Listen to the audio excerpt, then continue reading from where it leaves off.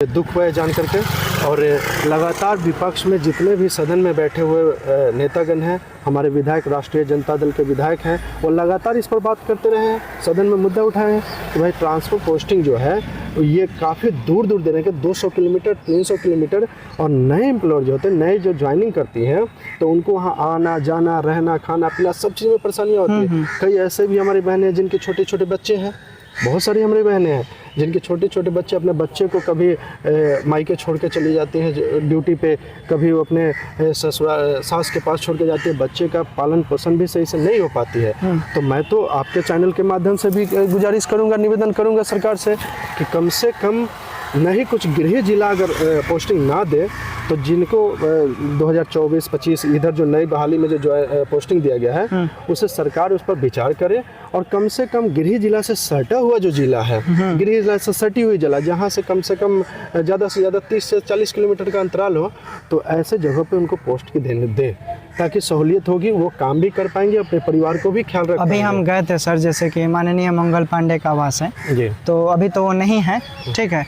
तो उनके जो लोग हैं वहाँ पे, जो उनके असिस्टेंट है, पीए हैं, उन माननीय महोदय का कहना है कि अभी जो लोग भी नए हैं, 2022 का बहाली बेशक है, लेकिन आपने ज्वाइनिंग किया है 2025 के मई महीने में, 31 मई का डेट है।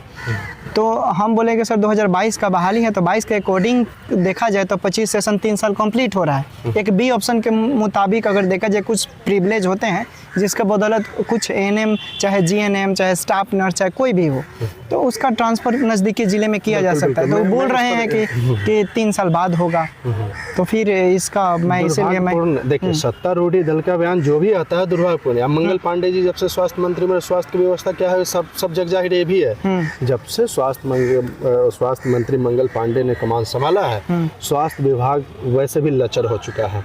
अब रही बात कि ये संविधान का कानून बताना, बात ये रूल रेगुलेशन बता रहे हैं। अरे भैया ठीक है, रूल रेगुलेशन भी सही है, मैं मानता हूँ, रूल रेगुलेशन से ही सरकार चलती है, नियमों से सरकार चलती है। और नियम और सरकार किससे चलती है? पब्लिक डोमेन से चलती है। आप पब्लिक डोमेन में वास्तविकता क्या है उसको भी तो समझिए, आप वास्तविकता को भी नज़रअंदाज नहीं कर सकते।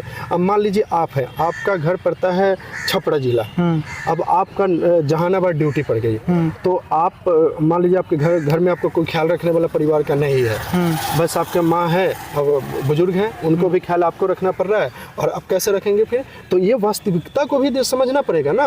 किसी भी हद में, किसी भी नियम में वास्तविकता से नियम बनती है, ना कि नियम से वास्तविकता को नकारा जाता है। तो आज की मौजूदा सरकार को हम सीधा कहें तो नियम से वास्तविकता को नकार रहा है लोग, जबकि वास्तविकता से नियम बनना चाहिए था।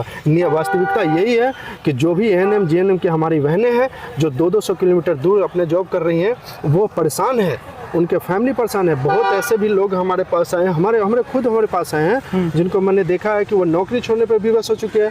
परिवार वाले को कहना है इतना दूर नहीं जाना है, अब नौकरी छोड़ दो।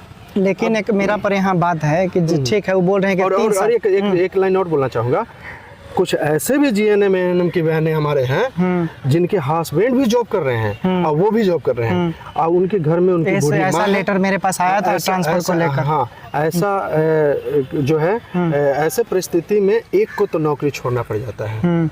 जैसे मान लीजिए कि एक बूढ़ी सास घर में है, उनके हस्बैंड की माँ है और उनके हस्बैंड का नालंदा में ड्यूटी है, इनका ड्यूटी कटिहार कैमूर में है, तब दोनों आदमी तो बंटे हुए हैं, दोनों आदमी बैठे हो। तो इस वास्तविकता को भी विभाग को सोचना चाहिए, इस पर सरकार को इस पर सोचना चाहिए कि हम जिस किसी को भी ड्यूटी जहाँ लगाते हैं, पोस्टिंग जहाँ पे करते हैं, क्या उससे सहूलियत उसको होती है या नहीं।